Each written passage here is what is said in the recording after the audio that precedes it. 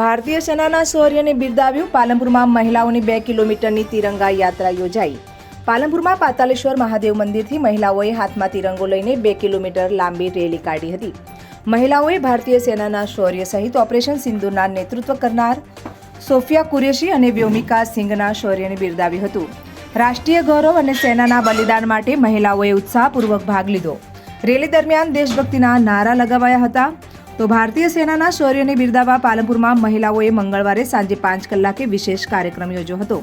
પાતાળેશ્વર મહાદેવ મંદિર ખાતે મોટી સંખ્યામાં મહિલાઓ ભેગી થઈ હતી અને હાથમાં તિરંગો લઈને તિરંગા યાત્રા કાઢી હતી. આ યાત્રા પાતાળેશ્વર મહાદેવ મંદિરથી શરૂ થઈ કીર્તિસ્તંભ, અંબે માતાનું મંદિર, અમીર રોડ, સંજય ચોક, સિટી લાઇટ થઈ ગુરુ નાનક ચોક થઈ ત્યાંથી તાલુકા પંચાયત માર્ગે ફરીને મંદિર પરત આવી હતી.